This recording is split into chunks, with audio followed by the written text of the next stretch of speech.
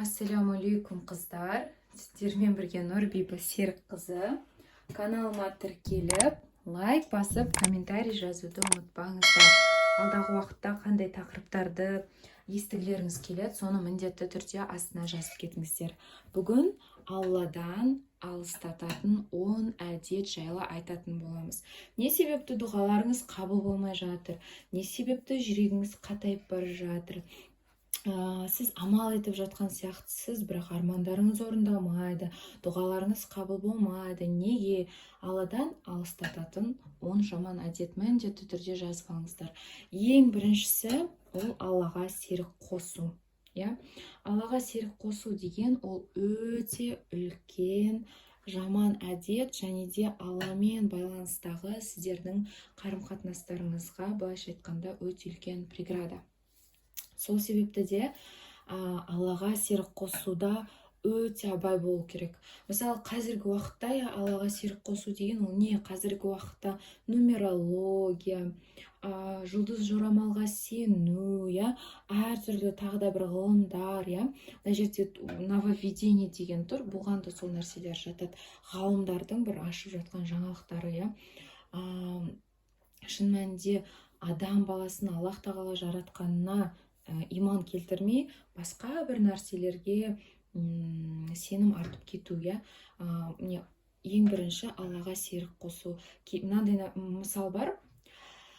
Бір уақыттарда әйел адамдар қызыл кошелекқа сеніп кетті. Как будто қызыл кошелекті алса, ол байып кететіндей. Бірақ шын мәнінде ризық несібе кімнен? Ризық несібе ол Алладан. Аллах тағала қалаған құлдардың жүрегін ашып қояды, сол құлдар арқылы сізге ақша келеді. Жалпы ақша ол адамнан келеді. То есть Аллах тағала сол адамдардың жүрегін ашу арқылы сізге ақша келеді. Ол үшін ол адамдармен коммуникация құру маңызды. Бірақ ең әуелі Алламен байланысыңыз дұрыс болғаны маңызды. Және де Аллаға серік қоспау. Бұл ең бірінші преграда. Бұны жақсылап жазып алыңыздар.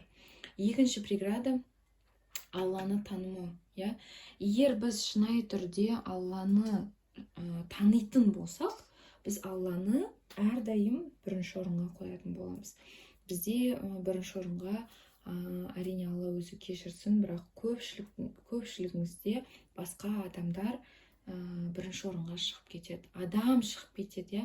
Әуелі Алла болу керек. Одан кейін адамдардың ішінен Мұхаммед пайғамбарымызға деген махаббат болу керек. Мұхаммед пайғамбар саллаллаху алейхи уассаламға деген махаббат болу керек. Сонда екінші нәрсе Алланы танымау. Бұл біздің Алладан алыстататын 10 жаман әдет, және де бақытты болуға, сондай бай болуға, ішкі гармонияда болуға осындай 10 нәрсе кедергі болады. Нововведение, жаңа айттым, мысалы ғалымдар нумерология деген ғылымды шығарды да, содан кейін айтады, міне осындай нумерология, осындай сандар сөйлейді, сандар айтады деген сияқты. Ол әрине ол өте дұрыс емес нәрсе. Оның барлығы шайтан аузубиллахтың ісі. Және де ары қарай кеттік, осының барлығын жазып отырыңыздар. Енді үлкен жасырын күнәлар. Үлкен жасырын күнәлар деген қандай? Үлкен жасырын күнә деген ол не? Ол адам, былайша айтқанда, өз-өзіне сондай бір болады ғой, бір самодовольство деген, мысалы самодовольство деген қазақша өз-өзіне шексіз риза болады да, барлығын өзі істеп жатқандай. Шын мәнінде барлығын Аллах тағала береді. Барлығын, бұл дүниеде бізде не бар? Тіпті мына жұтып ауаны жұтсақ та қайтадан шығарамыз. Демалғанның өзінде де біз демалған ауамызды қайтадан шығарамыз. Барлығы Алладан. Сонда жаңағыдай өз-өзіңізді сөйтіп жоғары санауыңыз, мен деп мендік болуы, жаңағыдай адамдарды ғайбаттау, өсектеу, жаман пікірде болу, не болмаса тіпті іштей адамдар жайлы жаман ойда болу, иә, мысалы бір жағдай болып қалады, сіз бірден жаман ойлайсыз. Ой, өмірі ол өстіп жүреді, өмірі өстіп істейді, қандай адам деген сияқты сізден претензия болуы, ол тікелей Аллаға деген претензия болуы. Өйткені ол Алланың жаратылысы. Және де сондай ситуация сіздің өміріңізде болуы жайдан жай емес. Негізінде бұл ситуацияларда үлкен даналық бар. Сол даналықты ести білген абзал. Мен қазір өз өмірімнен мысал келтіре алмаймын, өйткені бұл YouTube болғаннан кейін жалпы сіздерге негізгі базовый білімдерді сол үшін бергім келеді.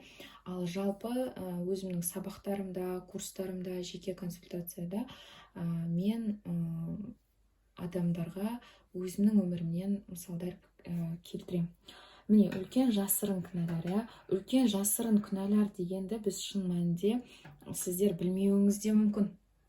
Бұл нәрсені сіздер білмеуіңіз де мүмкін. Сіздің бойыңызда бұл нәрсе бар екен, иә.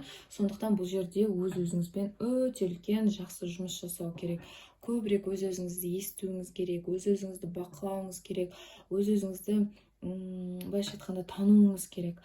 Я мысалы, сіз ойлайсыз, жоқ, менде ондай нәрсе жоқ деуіңіз мүмкін, иә. Тіпті Инстаграмның өзіне мысалы кейде мақтанып бір нәрсе салсаңыз, я вот мыналар көрсінші менде мынандай барын деген сияқты. Егер түпкі ниетіңіз сондай болса, бітті, ол нәрсе уже сізді Алладан алыстатады. Бірақ егер мынандай ниетіңіз болса, бұл да біреулерге пайдалы болу үшін салуға ниет еттім деп Аллаға шынайы жүрегіңізбен ниет етіп барып істесеңіз, ол енді басқа әңгіме иншалла.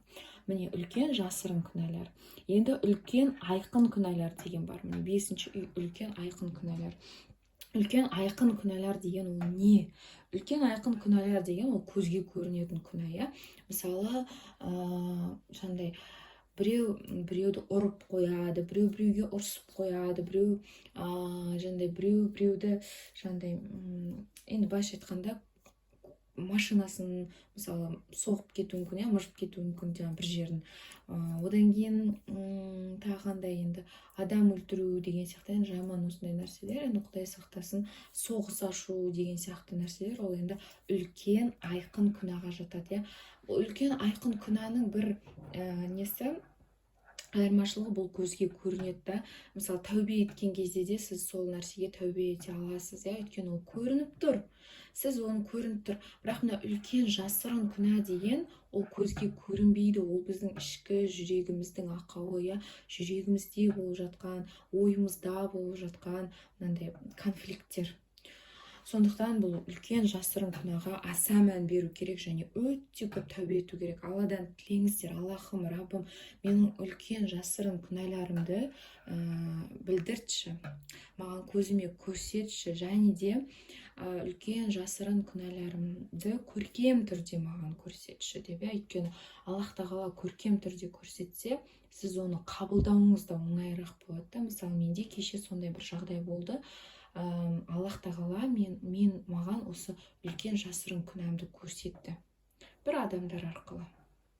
Бұрын мен істеген бір әдетті ол өзге адам арқылы көрсетті да. Сол кезде мен соны түсініп, Алладан кешірім сұрап, тәубе намазын оқыдым. Сондықтан мен осындай үлкен жасырын күнәлар болады. Одан кейін мне тәкаппарлық, өзіңді артық санау, иә. Өзіңді өзгелерден артық санау, тәкаппарлану, сөйлескеннің өзінде де, адаммен сөйлескеннің өзінде де сыйластық танытпау, өзіңізді жоғары ұстау, иә. Сіз сондай бір керемет сияқты, иә, сондай ойда болу, бұның барлығы өте жаман нәрсе.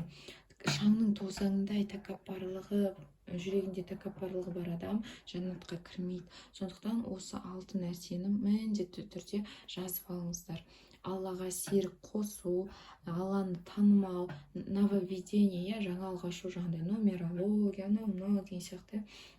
Адам баласы шын мәнінде бір жарылыс болған, содан кейін пайда болды деген сияқты. Оны білеміз, біз оның барлығы өтірік екенін. Өйткені тафаккур деген нәрсе бар, яғни ойлану, сіз размышлять етуіңіз керек та, қалай ол адам баласы бір жарылыстан пайда бола салады деген сияқты.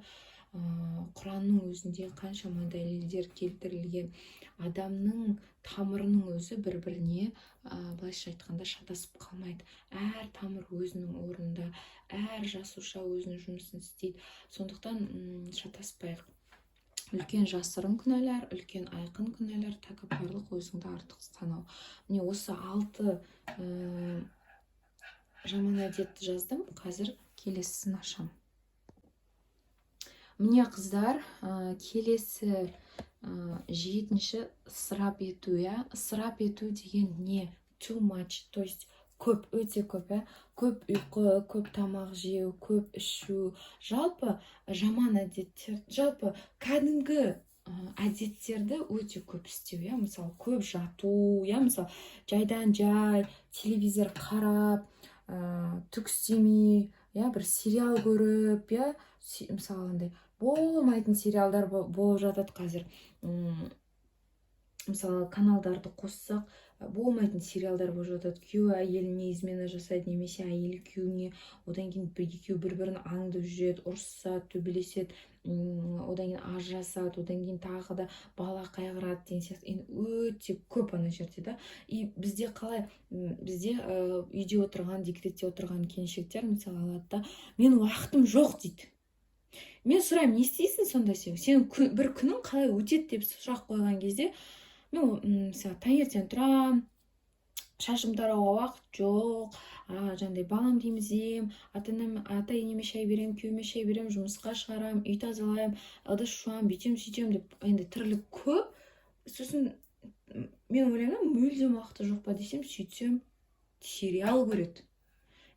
Сериал көріп соған уақытын кетіреді. Қыздар, қаншалықты сериал керемет болса да, одан да білім алыңыздар, одан да пайдалы ақпарат тыңдаңыздар. Құлақтарыңызға наушник салыңыздар да, сөйтіп үйдің тірлігін жасап жүре беріңіздер. Керісінше сабақ тыңдаған кезде, білім ала бастағанда сіздерде одан сайын энергия пайда болады. Енді келесі не ысырап ету дедік, көп ұйқы. Түсте балалар ұйықтаса, міндетті түрде бірге ұйықтайтындар бар. Мен де бұрын солардың қатарында едім. Көп ұйқы, көп тамақ жеу, көп ішу, көп сериал көру, көп жату, көп шемішке шығу, чипсы жеу деген сияқты, отырып алып жей береді, отырып алып шаға береді. Өте жаман әдеттер, ол әдеттер Алладан алыстатады. Ол нәпсімізді көбейтеді. Нәпсімізді сондай дәу қылады. Нәпсіміз деген өте тойымсыз, сол нәпсіні тойдырады, былайша айтқан кезде. Келесі нәрсе, Алла жайлы көп айтпау. Алла жайлы көп айтпау, міне қараңыздар. Алла жайлы көп айтпау алыстатады, Алладан алыстатады бізді. Сонда қараңыздар, әр қашан Алланы тану, жаңағында алдыңғы тақырыптарда айттым ғой, Алланы тану, Алланы таныған кезде Аллаға деген махаббатымыз артады.